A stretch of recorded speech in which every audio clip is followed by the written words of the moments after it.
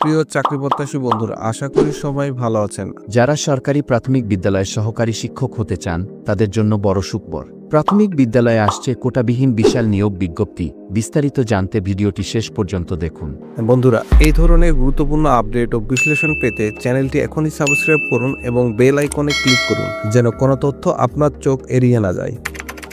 সরকারি প্রাথমিক বিদ্যালয়ে শিক্ষক নিয়োগের নতুন বিধিমালা চূড়ান্ত হলে আগামী 2 থেকে 3 মাসের মধ্যে এই বিজ্ঞপ্তি প্রকাশ করা হতে পারে বলে প্রাথমিক শিক্ষা অধিদপ্তর সূত্রে জানা গেছে।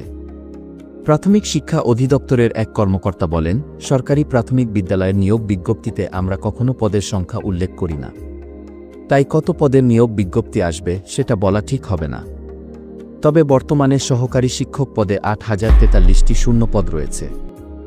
বিজ্ঞপ্তি প্রকাশের সময় এই শূন্য পদ বেড়ে 10 থেকে 12,000 হতে পারে। এছাড়া সঙ্গীত ও শারীরিক শিক্ষা বিষয়ের জন্য 5,166টি সহকারী শিক্ষক নিয়োগ দেওয়া হবে। অপরদিকে প্রায় 30,000 সহকারী শিক্ষকের পদোন্নতির মাধ্যমে প্রধান শিক্ষক হিসেবে যোগদানের প্রক্রিয়া চলমান।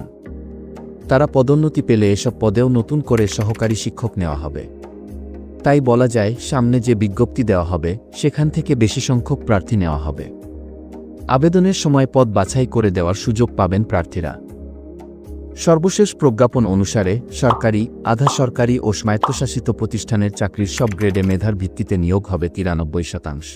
বাকি 7% নিয়োগ হবে কোটার ভিত্তিতে। 7% কোটার মধ্যে রয়েছে শহীদ বীর মুক্তিযোদ্ধা ও বীরাঙ্গনার সন্তানের জন্য 5%, ক্ষুদ্র জাতিগোষ্ঠীর জন্য 1% এবং প্রতিবন্ধী ও তৃতীয় লিঙ্গের নাগরিকদের জন্য 1% কোটা। থাকবে না কোনো পোস্ট কোটা।